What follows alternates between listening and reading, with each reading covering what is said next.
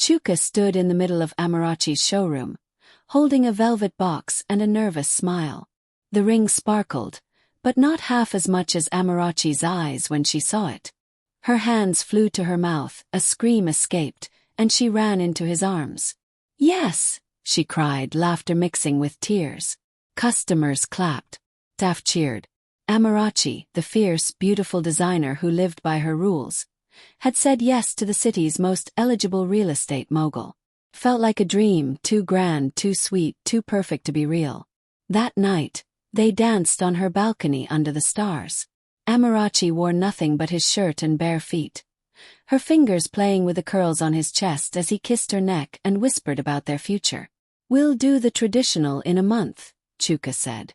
"And then the court wedding right after. I want you beside me every night. No more waiting." But far away across town, a quiet woman named Kamsi Chuka knelt in prayer, unaware that her world was about to be rewritten. Kamsi had always been the calm one, the soft one, the shadow to Amarachi's lightning. She ran her late father's bookshop and wore her peace like a second skin. But behind her calm was an ache, a constant whisper that she might never be chosen. That same evening their mother, Mama Ebel, stood at Kamsi's door, her wrapper tied high, her face tight with anxiety. "Kamsi, I need to speak with you." What followed was not a request, but a declaration. "You must marry first." Kamsi's eyes widened. "Marry who?" "Chuka," he gasped. "Mummy." "He's Amarachi's fiancé." Mama Ebel's voice was firm. "It doesn't matter. You're the first daughter. It's a disgrace to have your younger sister wed before you." Tears gathered in Kamsi's eyes. "He doesn't love me." "Love will come," her mother said. "But disgrace. Disgrace lasts forever." And so, tradition began to spin a cruel thread. Kamsi didn't eat for 2 days. She cried into her Bible, begged God for a way out. But nothing came. Not even Amarachi, who had traveled to Lagos for a work project, knew what was being planned in her absence. Chuka was told the introduction would be formal, just a family blessing, a traditional handshake, nothing major. But when he arrived, a veiled bride was waiting, and elders smiled too wide. And by the time the veil was lifted, it was too late. The hall was filled with drumming, laughter, and the scent of jollof and ogbono. Chuka stood at the center, clad in a white senator outfit embroidered with gold. He felt something wasn't right, but tradition was heavy in the air. He'd been told Amarachi was preparing privately, as per custom, that he wouldn't see her face until the moment he offered the palm wine. But Chuka's gut twisted as the ceremony progressed. The elders seemed too eager. Mama Ebel's eyes never met his. And when the bride emerged, head down, fully veiled, he felt a chill despite the warm night. The gourd of palm wine was placed in the bride's hands. She walked gracefully toward him, shoulders trembling slightly. Chuka reached out. Her hand brushed his, soft, cold, uncertain. He raised the veil. His breath caught. "Kamsi!"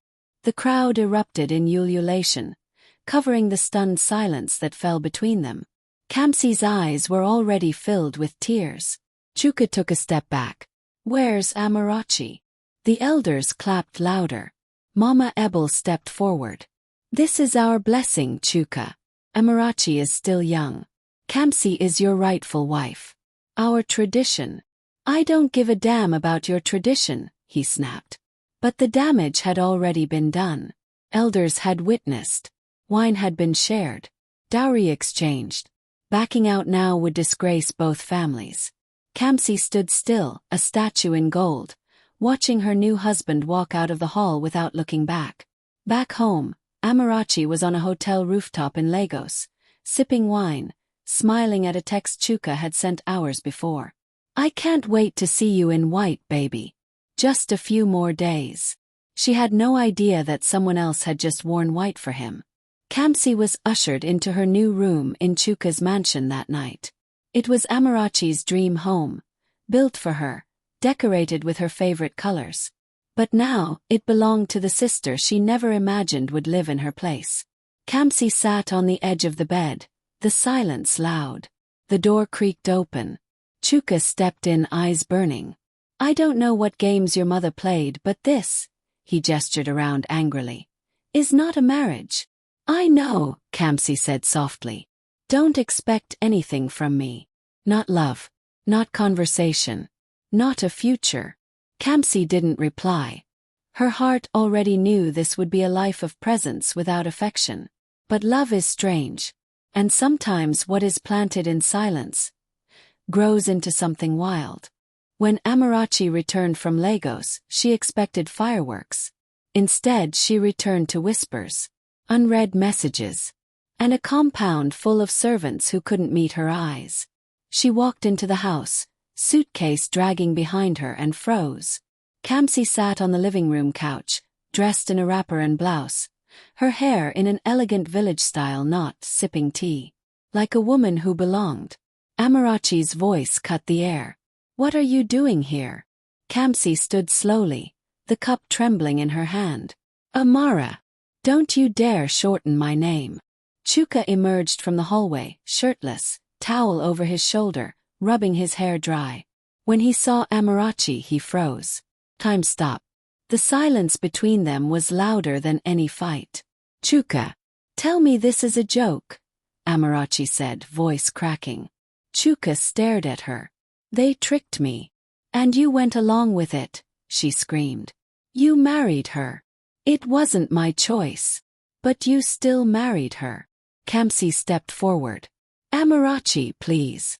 Amarachi turned sharply. Don't speak to me. Don't even look at me. Her bag dropped to the floor with a loud thud. She looked between them. You two belong together. One silent, the other spineless. She turned and stormed out, her heels echoing like judgment. That night, Chuka found Kamsi crying in her room, face buried in a pillow. He lingered in the doorway, unsure. I never wanted this, she said without lifting her face. I didn't either. But I meant every vow they made me say. Even if they were forced. Chuka walked to the door, paused, then said, You shouldn't have allowed it. Kamsi turned to him, eyes red. You think I wanted to marry a man in love with my sister? Their eyes held for a long moment. Pain met pain. And something unspoken passed between them. Elsewhere, Amarachi drank at a rooftop bar with her friend Nene. That girl has always envied me, she hissed. Now she wants to take my life too. Nene stirred her drink slowly. Well, she has the husband, the house, and the ring. Amarachi's fingers clenched the glass so hard it cracked. She won't have him for long. Love may start with flowers, but sometimes it blooms in the ashes. And in the mansion of secrets, the real war had just begun. Weeks passed. And with each one, the silence in Chuka's home grew louder. Kamsi moved like a shadow, preparing meals, watering the plants, organizing the library Chuka never touched. She didn't speak unless spoken to. She didn't smile unless alone. And she certainly never entered his room. They lived like two ghosts, bound by vows, haunted by absence. But then came the fever. Chuka returned from a site inspection burning up, weak, and barely able to stand. He collapsed at the entrance. The staff panicked. Kamsi rushed to him, her wrapper flying behind her. She stayed up 3 nights tending to him, cooling his skin with wet towels, feeding him pap with honey, whispering prayers under her breath when his temperature spiked. On the 4th morning, he woke to find her sleeping beside the bed, her head resting on his mattress, fingers lightly curled around his. He studied her. This wasn't the proud sister of Amarachi he once overlooked. This was a woman, soft, nurturing, with strength in her silence. He stirred. Their eyes met. Her hand jerked away. I'm sorry, I didn't mean to. It's okay, he said hoarsely. Long pause. You didn't have to do all that, he whispered. She looked at him, then softly replied. You're my husband. Whether or not you wanted me, I still made vows. I can't fake them. Something inside him shifted. He'd been cold, distant. But now, her quiet loyalty stirred something in him he couldn't name.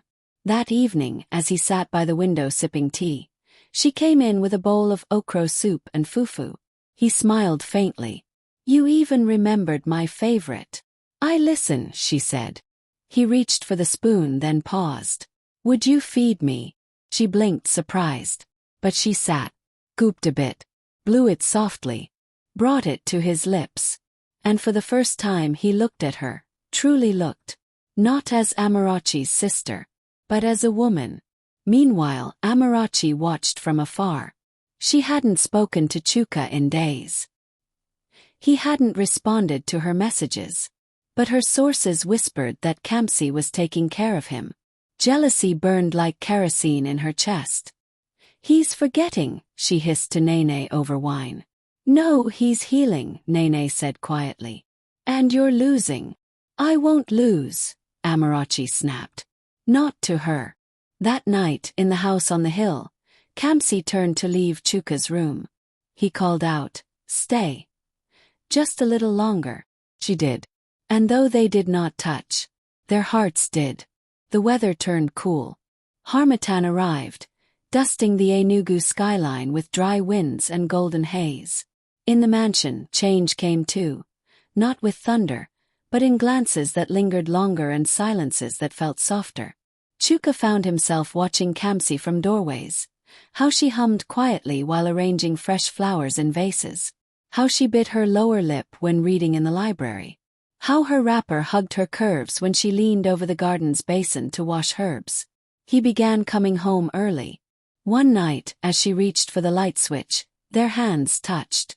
She looked up, startled, wide-eyed, and the air between them thickened. His gaze lingered on her lips. She stepped back, heart thudding. "Good night," she whispered and hurried away. But that night he didn't sleep. He lay awake thinking about the woman in the next room. Not the one he had planned to marry, but the one who was there for him when his body burned and his pride crumbled. 3 days later, Amarachi stormed into the mansion unannounced, her heels clapping against the marble floors like war drums. She found Kamsi arranging dinner in the dining room. "You're sleeping with him, aren't you?" Kamsi dropped the spoon in her hand, startled. "Answer me," Amarachi shouted. "I'm not," Kamsi said calmly. "But even if I were, he is my husband." Amarachi stepped closer, nostrils flared. "You think because you wear his ring you own him. You were plan B. A placeholder." Kamsi stared at her sister, pain flickering in her eyes, then whispered, "And yet he smiles at me now like he never did with you." That stung. Amarachi slapped her. Kamsi didn't flinch. "Hitting me won't bring back what you've lost." From the staircase, Chuka had heard everything. He descended slowly, voice cold. "You don't live here anymore, Amarachi. Don't come back without calling." She turned to him, heartbroken. "So it's true. She's gotten into your head." He didn't answer. His silence was louder than any confirmation. That night, Chuka knocked softly on Kamsi's door. She opened it wearing a loose nightgown, her scarf half slipped from her head. He hesitated. "I'm not here to confuse you." "Then why are you here?" she asked, voice barely above a breath. He stepped in, closed the door and whispered, "Because I can't sleep without hearing your voice anymore." Kamsi's breath hitched. "Chuka." But when his fingers gently grazed her cheek, she didn't move. And when his lips brushed hers, she didn't resist. It wasn't hurried. It wasn't lustful. It was soft, warm. Question wrapped in a kiss. He pulled back, eyes full of conflict. "I didn't choose you, but my heart keeps doing it anyway." Tears filled her eyes. "Then let it choose fully." Sighed, the wind howled. But inside that room, something long denied finally bloomed. The following morning felt different. Sunlight poured into Kamsi's room with golden grace.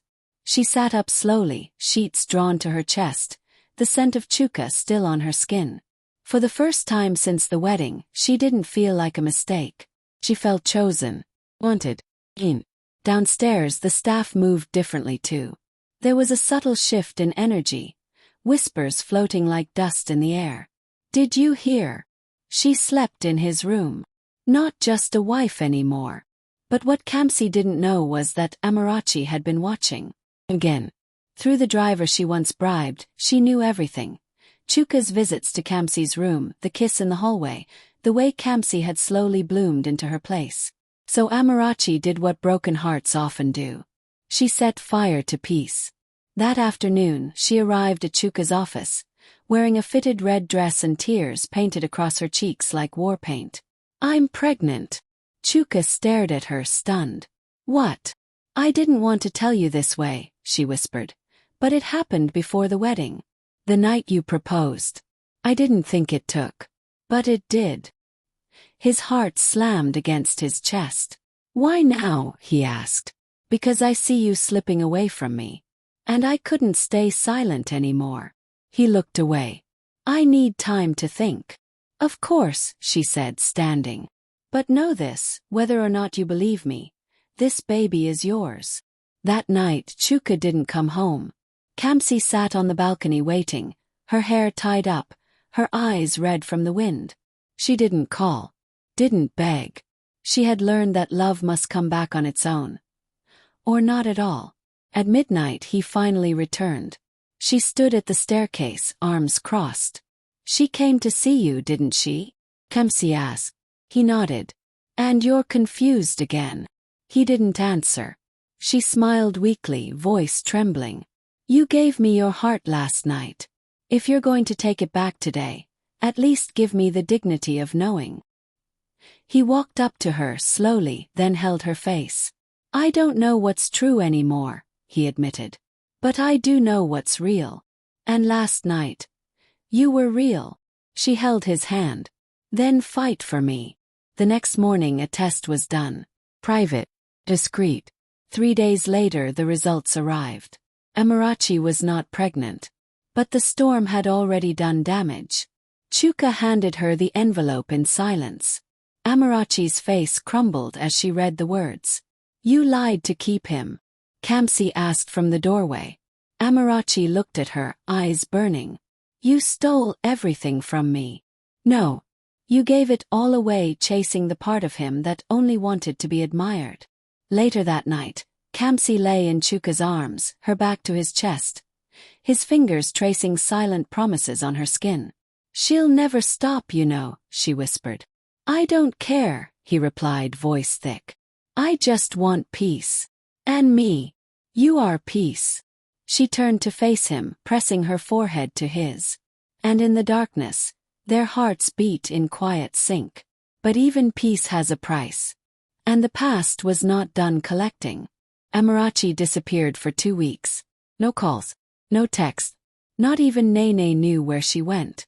But in her absence, something strange began happening.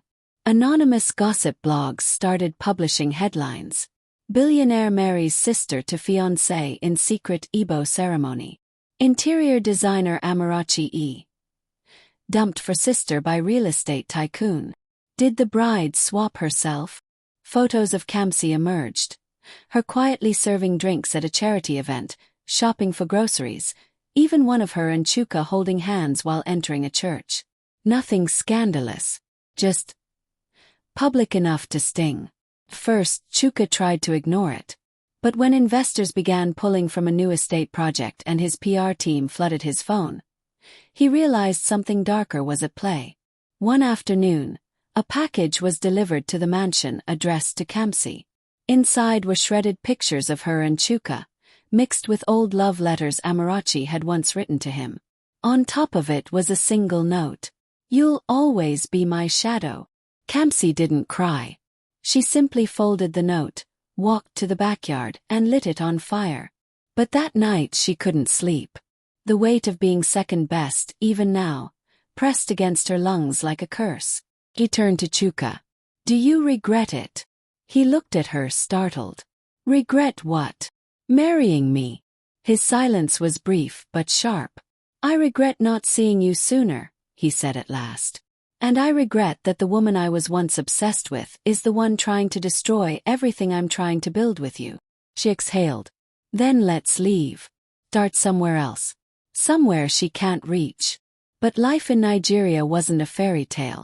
Businesses had contracts. Legacies had anchors. They couldn't run.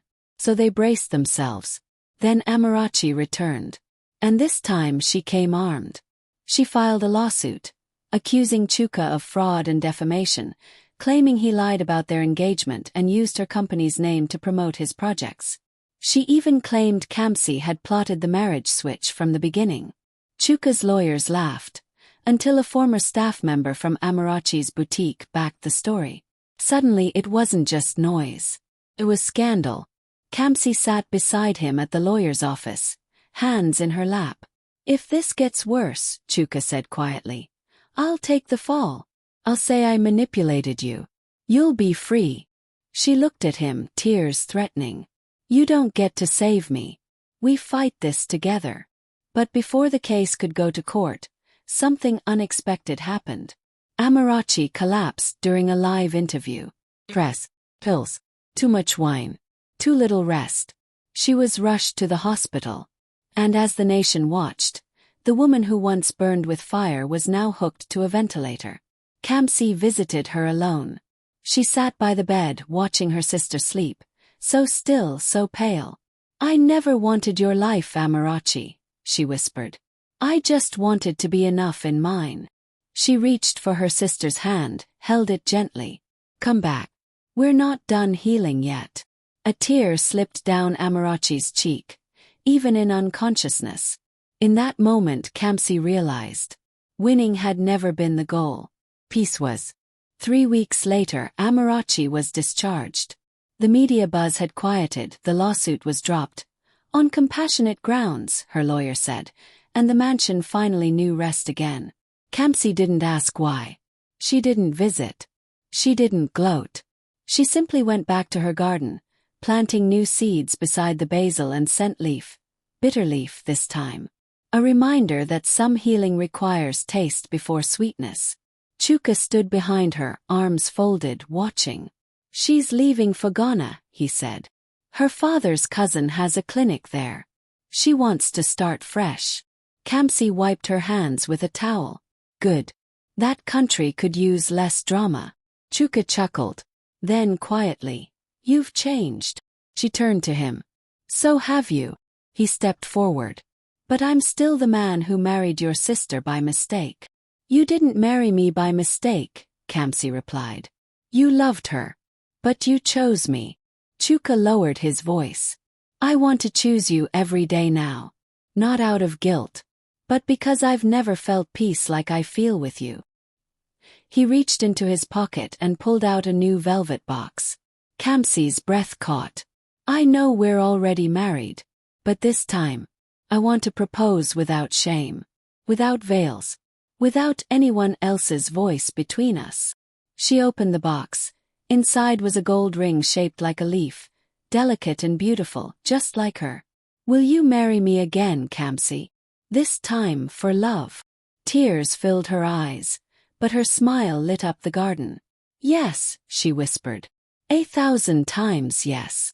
That night, in their candlelit bedroom, Kamsi sat before him, unwrapping her geli slowly, sensually, with no rush.